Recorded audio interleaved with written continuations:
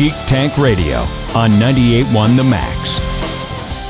Welcome, everyone. We are the Geek Patrol, and our microphones don't have a stun setting. This episode of Geek Tank Radio is brought to you by the Bad Baby Restraining Harness. It's all fun and games until your toddler crushes your droid smith. Keep your whole crew safe with the Bad Baby Restraining Harness.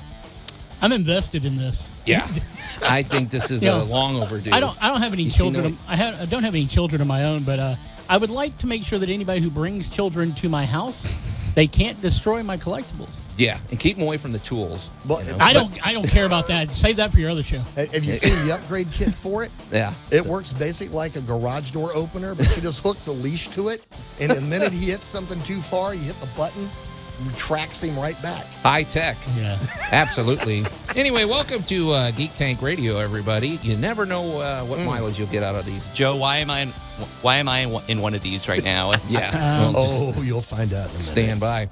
I'm Joe Thorderson here with my friends Brandon Olmstead and Alan Gilbreth and our buddy Max over there behind the glass. And of course, the Mandalorian season 3, episode 1 dropped, and we're going to at least lightly skim over that. I was just going to talk about that right now. No, hold on. Yeah. I'm setting the table properly like a normal show, and I'm not gonna get sidetracked by your comments, Liar. Brandon. Later in the show, this is going to be interesting. We don't know where this is going to go, but AI is okay. You pull up YouTube. Any of us pull up YouTube, and AI, at least art, is everywhere. We've seen this. That's a little upsetting.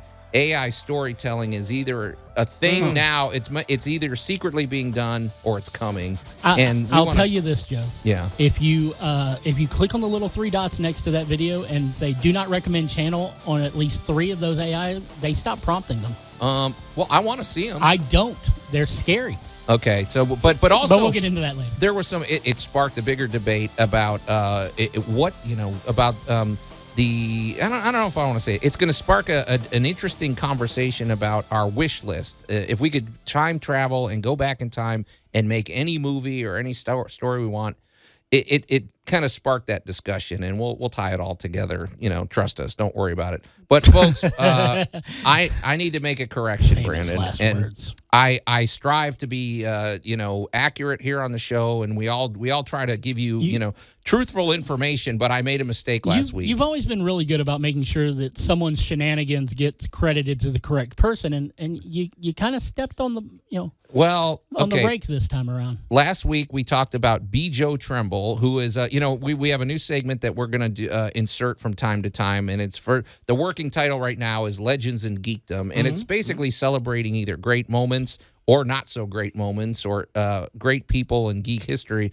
B. Joe Tremble was part of the effort to save Star Trek in season 3, and to accomplish that goal, she recruited a lot of people to help her.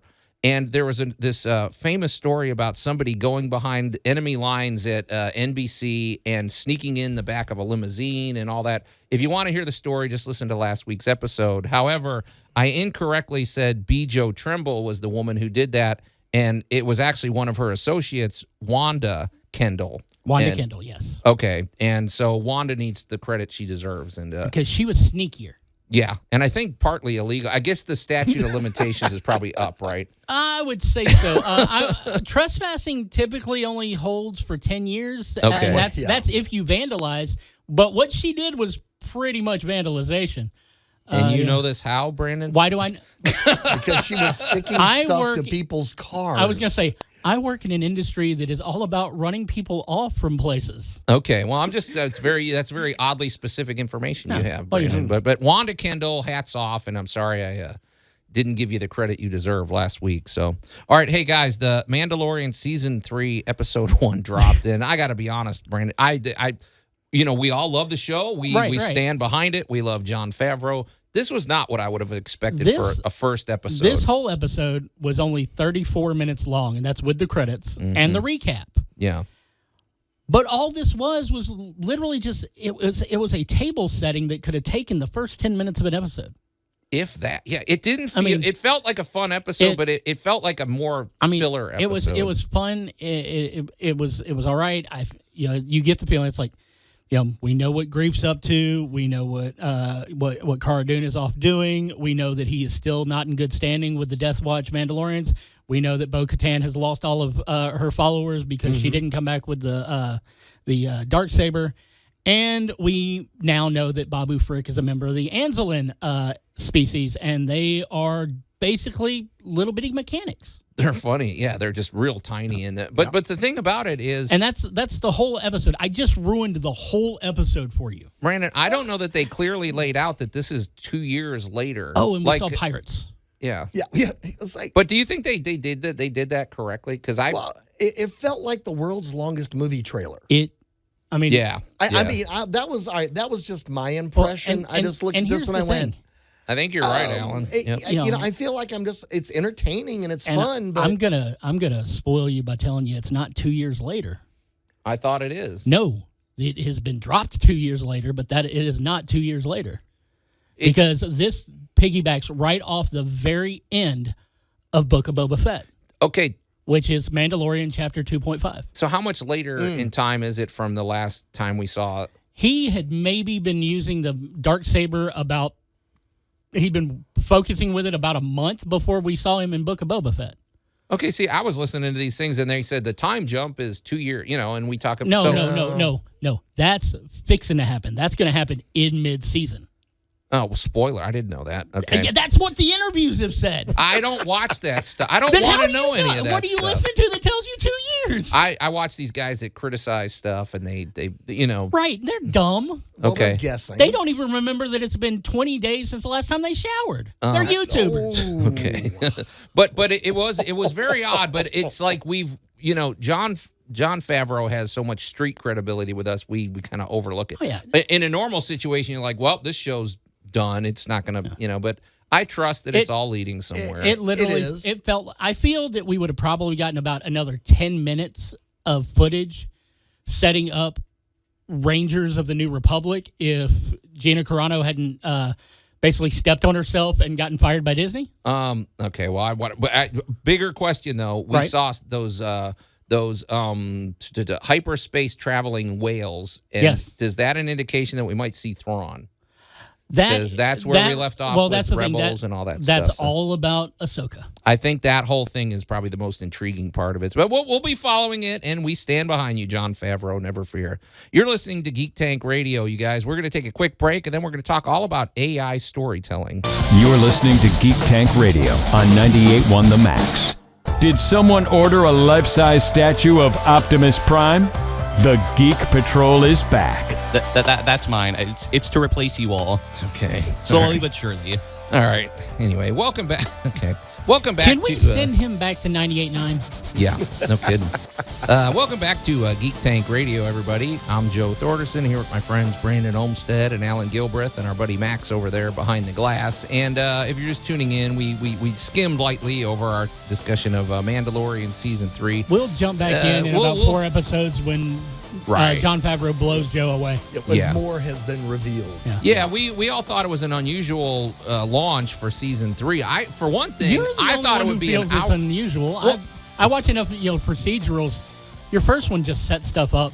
No. And then all of a sudden something bad happens at the very end. Why wasn't the first... I remember specifically the first episode of The Bad Batch was like over an hour long, I believe. And I expected long, why really Why are intense... you comparing a procedural drama to a cartoon?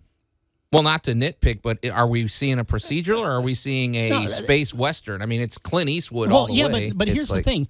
Procedural western, Gunsmoke, The Rifleman, all of those shows were the same way. Okay. I mean, they want to remind you who the characters are, but they're not ready to get into the story yet. Well, we would love your opinion, too. This is a good thing to chime in on as the season unfolds. Go to Geek Tank Radio's Facebook page. Check it out. Go to geektankradio.com and weigh in. I still love how you still think these people who listen to us are going to Facebook for Geek Tank. Well, go wherever you go. So, hey, I go there. But anyway, hey, you guys. So we've all seen this, and it's funny. I fell victim to this. When it first came out, I thought, okay, we've seen this AI artwork and everything. Like, or basically, it's getting scary now. You type something in, and I think, I know they have this thing where you could take a picture of your face, and you type it in, and suddenly it makes you look like you were from a 1600s painting or something like that, or whatever. So AI, more or less, you're typing in instructions, and you might type in Batman in the samurai era of feudal Japan or something like that, and it types in, and it creates this art. Well, that's starting to get a little too scary for me. I'm sorry, the tech nerd in me is jumping out. It doesn't create anything. It pulls from 14 different sources, minimum, and melds them all together. Okay, so that's what it's doing. It's kind of like a Google search. If you type in keywords, it'll meld that together. Okay, we've discussed this, and everybody knows. And yeah, you're right though. It is getting a little scary. Well, the thing is, because some of it's pretty darn cool too. It's like, I saw this Iron Man thing from Victorian era, and I'm like, okay, that's pretty interesting. However, it's also creeping into storytelling, and I still have to believe. I think there's some AI influence in some storytelling today, which leads to the question. Well, yeah. Of, do you genuinely believe anybody human wrote the Batman? Hey, wait a minute. I'm sorry. It was too flawless to be human, by human hands. Well, see, that's the question. Is that where this is going? What if AI just becomes really good at storytelling? And there's so many implications here. So, I mean, the thing is like we're bashing them as if they don't have like any creative abilities. But what if we get to a future and everything where artificial intelligence becomes so advanced that we start thinking about the creative licensing and rights and copyrights of an artificial intelligence? It's a real can of worms here, because I see Will Smith running around now blowing stuff up. Okay, so, it's like, well, there are one or two things that have already begun to happen because of that. Of a number of college presses are getting overwhelmed with their little alerts that this is probably somebody else's work. Yeah. Well, that's you're talking about like writing their final exam or something. Well, I mean, when you're writing, people are using AI programs to flesh out their thesis. Yes, and it's not a joke. I mean, these people are plagiarizing because it's pulling from already published works in order to fill in the blanks. Yeah. And people are thinking, well, it's the AI. It's writing what I wanted to write. But no, it would be just like if you took somebody else's work and took paragraph here from page 12, a paragraph over here from page 37. It's still plagiarism. Brent, there's this thing called, I just saw, I think it's an app called Grammarly. Yes. And it's like, okay, I watched the whole commercial just out of curiosity. It's basically like it helps you be a more effective and positive communicator. For example, the lady's a team leader in a business, and so she types in this sentence that sounds it's a positive sentence. It's like, we have to work on this project or something. Grammarly gives you a suggestion and says this is a more uplifting way to write it. The app corrects it, and then you send it. So you have artificial intelligence. I don't know. Go ahead, Al. Well, I'm going to go back in time a little bit when they were using a computer algorithm, not an AI, but a computer algorithm, to identify undiscovered works. Okay. So was this written by Shakespeare, yes or no? Well, there's unique idioms in how a person writes something, or whether you're being copied of, is this a Shakespeare or is this not? Is this an Edgar Allan Poe or is it not? And there was a tell-all book written by a mystery writer that was later outed as a reporter for one of the political newspapers in Washington, D.C. because of unique word usage. Now, if we're going to homogenize all of this, I mean, this is pouring 50... The AI production here is like taking 50 dairy farms and pouring all the milk into one big batch and getting out one homogenized product, because the AI isn't thinking of it yet. Right. It's merely digesting it and producing it. It's a very weird and strange slope that we're finding ourselves standing at. It's I mean, we think about, okay, we have the technology for 3D printing. Well, we probably have the technology now where you could put a chisel or something on a robot and it could make you a statue, and it could I mean, yes, we have that ability. We've technically had that ability for about 20 years now, Joe. So CNC. I'm just yeah. Okay, but you would have programmed and told the robot what to make. Now you have the robot deciding what to make, and I don't know. Is this going to put all storytellers out of business eventually? No, because as we go through this, it won't matter because the AI and the art. I mean, it's going to need something to pull from, and eventually, it's going to consider what it's been pulling from obsolete, and it'll need something new. But AI doesn't genuinely create; it technically steals. Okay. I'm not kidding. I mean, that's what it's doing with the AI art. I like to think that this isn't like putting people out of business. It's expanding who qualifies as a writer. I don't know. Okay. Well, there's more to unpack. So, and you better believe we're going to unpack it. You're listening to Geek Tank Radio. We're going to take a quick break and we'll be right back. You're listening to Geek Tank Radio on 98.1 The Max. Their Metachlorian count is off the charts. The Geek Patrol is back. Well, I haven't checked it lately, but I like to think it's above average. Anyway, well, whatever. It can't be. I would use it for so many bad things. Okay. Anyway, welcome back to Geek Tank Radio, everybody. I'm Joe Thorderson here with my friends Brandon Olmstead and Alan Gilbreth and our buddy Max behind the glass. And if you're just tuning in, we are getting a little. I think we're in the middle of a thought-provoking and maybe shocking and possibly horrifying conversation all about AI in storytelling and art, and what is that going to do to our culture? What is that doing? Is it going to put storytellers out of business? Max doesn't seem to think so. However, maybe I don't know what you meant by that, Max. We're expanding the scope of what that is, of what a storyteller is, or what I meant by that is the fact that humans aren't the only thing that qualify anymore as writers. Artificial intelligence could also qualify as artists and writers. That's great, but is that a good thing, or is that I'd say that's an okay thing. It's a transitionary thing. We might accept it with a little bit of xenophobia, but at first, but perhaps once we learn to commingle, like in Star Wars, you commingle with artificial intelligence and you just come to accept it. Let me paint a scenario for you guys, and I could see this becoming a Hollywood movie here. So, okay, well, we know that movies have the ability to, movies and stories or books and everything have the ability to shape public opinion and shape our sensibilities and influence the culture, right? I mean, there's no denying that. So, Saturday Night Fever proved that. Right. We're good. Well, and for good or bad, there's good things that come about. And so what if, let's just suppose AI just and they decide that in their own way they're gonna go the Terminator route, but maybe not as bloody or brutal. Maybe they don't want to wipe us out. They just want to subjugate us and turn us into their minions. You mean like the Matrix? Yeah, exactly. But what if they don't want us completely, just basically batteries? What if they just want to, more or less, for their own purposes, control what we do? Well, storytelling would be a pretty powerful way to do that, right? They could use subtlety. Maybe they have a long-term plan that's going to take a century to come about. But so weaponized storytelling is what I'm getting at. So this is the worst time in the history of mankind to do that, because we've proven plenty of times people don't read.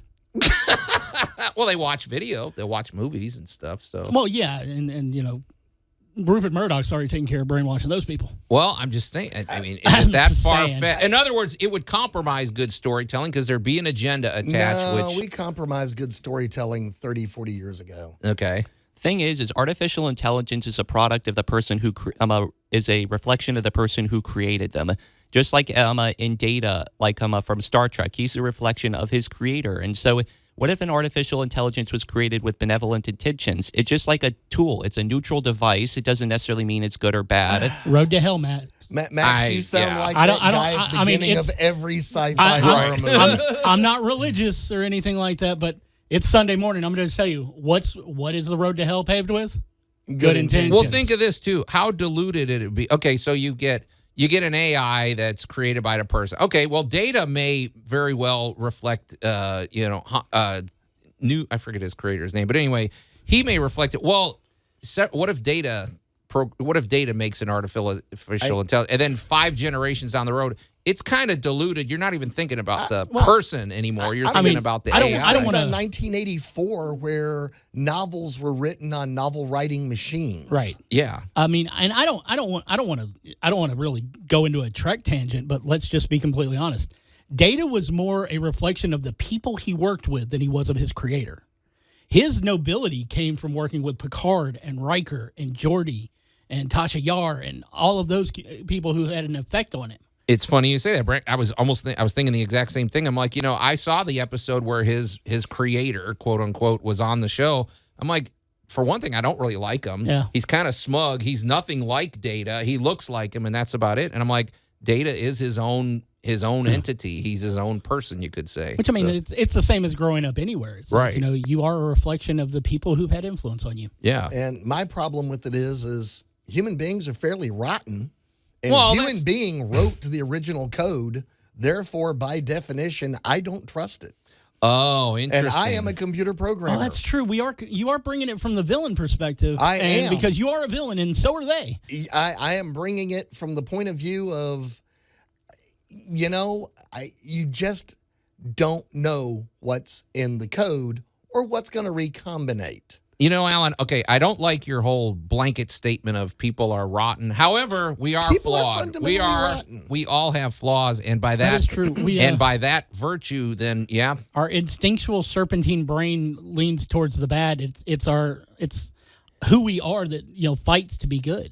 Even under the best situations, and I will pick on your dear Mandalorian for a moment. This is a show exhibiting exactly these qualities so far in the future or so far in the past, whichever they are, and they're still trying to overcome the most basic of ideas. You just, I think this is a very interesting segment. I want to say something else. I just had a revelation. We talk about storytelling in terms of, okay, well, I'm going to go to the movies and I'm going to be entertained by this and whatever. Well, all of us are storytellers, and writing something or creating a piece of art is a very enriching thing, whether anybody else knows about it or not. And we're kind of diluting that. We might get to a point where people are like, well, what's the point of me creating anything? Because all these other, I don't know. I mean, just it's a very important thing to be your own storyteller. To quote Data once again and everything, he was talking about how if he's lost in everything, a unique perspective will be lost on the world. And so that's the importance of a storyteller is, yes, maybe your story isn't necessarily the best or the most profound, but we lose your perspective when you fail to write about it. I think this is a big battle coming. We are creators of art, and it's important to our own well-being. And who are these AI to come over and take over? Well, there's an AI art reckoning on the horizon. It is. I'm seeing a big battle, somewhere. And Joe, I'm going to throw in your beloved lathe. There you go. I got news for you. A machine can make anything you can think of faster, quicker, and more efficiently. Yep. But did it actually have the thought of how to make it? And my life is enriched when I make something on the lathe. I'm just reminded of that musical, you can do anything, I can do better. Yeah. There is a battle coming. There's a bicentennial man moment going on in here. This is pretty interesting. So, okay, but there are some upsides to this, and we're going to talk about that because we always like to be positive. So stay tuned for more on Geek Tank Radio. You're listening to Geek Tank Radio on 98.1 The Max. Tom Servo is their spirit droid. The Geek Patrol is back. See, all AI aren't bad. Yeah. Tom Servo. All right. You might win me back with that argument. Look. We get behind Tom Servo, but he's not necessarily good. No, he's not. The key is spirit robot. He's in the spirit. Okay, a spirit. He is your Patronus. Yes. Anyway, welcome back to Geek Tank Radio, everybody. I'm Joe Thorderson here with my friends Brandon Olmstead and Alan Gilbreth and our buddy Max behind the glass. And we're in the middle of a very organic and interesting and thought-provoking conversation that took some directions I didn't expect. And we're talking about the AI revolution in art and in storytelling. And I think all of us have seen this AI artwork that's popping up, these videos, and now it's even reaching into storytelling. And an author of one of my favorite books made a post, Brandon, that you just discovered, and it illustrates exactly what we're talking about. So. Right. Author of Devil in the White City and creator of the Savage Dragon, Eric Larson, just 22 hours ago posted on his Facebook page, if you constantly post AI art and I just unfriended you, well, now you know the reason why. The funniest part of this is if he just unfriended you, you didn't see this post. Yeah. But I get his thing. Yeah, that's a good point. That's coming from an artist. And as you go through the comments underneath it, it's a lot of people in the comic industry who are coming together, and they're basically calling these guys out for what they are, thieves. Well, what was the rest of the quote? No, that's all of his. The next part that I read to you off air belongs to it's someone who is Somebody not in the else's industry's response. Right. response, and I don't feel comfortable sharing their thoughts on the air without their permission. Well, we can give the spirit of it. It was basically along the lines of what we were saying. Yeah, and that there is an AI art reckoning coming, and that Stop going to the five and dime and calling it high art. I think one of my favorite ones in the midst of that is I will go ahead and say this, that AI art is the gas station hot dog of art. Sometimes that's a pretty great quote. Sometimes you want it. It's not going to go well for you. Well, the other thing is the point we made before the break was that the point of art and the point of storytelling isn't just for us to consume it, it's for us to create it. It's and creating art inspiration. enriches our life, whether we're famous or not. It's a good thing to do, and this dilutes that. And this is really almost a battle, you could say, coming. My question is like, okay, yes, there's a difference between digesting and creating it, but what if there's an AI that literally does create something? Would it be discriminatory to deprive them of that ability to create? Now we're getting into sorts of other I think you have a good 50 to 60 years worth of political activism towards getting AI seen as sentient beings with those rights before anybody will say it's discriminatory. I'm going to throw in a Matrix moment. Okay. All right. Fifth Element, Matrix, and a few other movies alluded to downloaded knowledge. Downloaded knowledge, yeah. Okay.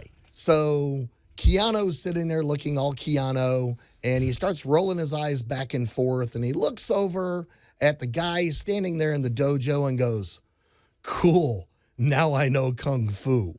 Okay. All right, well, you may know it, you may have the data of it, but you don't know how to do it. You haven't done it. You may have downloaded. You didn't struggle for it. You didn't sweat for 20 years. You didn't live it. Getting this perfect. Right. Well, and Alan, you would have no emotional attachment to it because you have no memory of like, man, I spent years earning this and whatever, and which would make you. He would also have no muscle memory of it. Right. He would have no body shaping of it. You just downloaded it. I have a shirt. It says "Earn Your Scars." They're perfect. Yeah. Bingo. Exactly. And all right, where I'm getting worried in this whole AI thing is we're going to go back to war games. We're going to go way back. Let's go back. Let's go back. Well, hurry up. Yeah. War games doing this. And what about a computer virus? What are we controlling with this? And what's going to go down? Yeah, and it might be the same What thing. could be turned off? An art Does this revolution. turn off your electrical system? Right. Yeah, you don't have What to. about running a hospital? What about, I worry about the being too reliant on technology, and this is a very lazy road. Yeah. This is, I want to be an artist, so I'm going to go spend $2.99 on this art program that I can just give it some parameters and it's going to chalk up some art. Yeah. I guess my whole perspective of all of this is not viewing these sorts of things with hostility, but more so curiosity. You're on the wrong show, Matt. Well, I would be curious, but I've got 40 years of that curiosity racked up on you. And I go back to the villain point of view of the one thing I can trust in human nature is the not good part of it. I mean, there's like a Stoic philosopher who said, just don't expect people to be good in everything and you'll be happier. As I love to point out to a lot of people, I usually think the worst of you when I meet you, and I am so rarely disappointed. And when I am, I'm elated that you're a good person. Jeez, Alan. Okay, that's nice. But well, that's what we're talking about here. If you were a lifetime, well, again, I'm going to pick on being a carpenter. You've been a lifetime carpenter. You have honed those skills, and now somebody's going to come along with a CNC machine and a computer program, and they're going to kick your fanny. I think the future will be muddier than we think. I appreciate your optimism, Max, and there's probably elements of it that are good and useful and whatever, but it's something to pay attention to. And I mean, we're in the middle of it now, and boy, this is just the opening salvo. This is just beginning, and it's been going on. We've been warned about this for 40 years. And what is that famous Chinese proverb? May you live in interesting times. Oh, we certainly do. Jeez, I don't know, man. So, well, we didn't even get to. I did have an upside to this, but I don't think we'll. I could tease it. I do think the one thing it does make you think about is when you see some of these. It makes you realize that, okay, well, if you wanted to create, for example, a 1930s-esque Batman movie using AI to help you, maybe help you with the filters and all that stuff, or maybe, it's possible to do that now. So it is.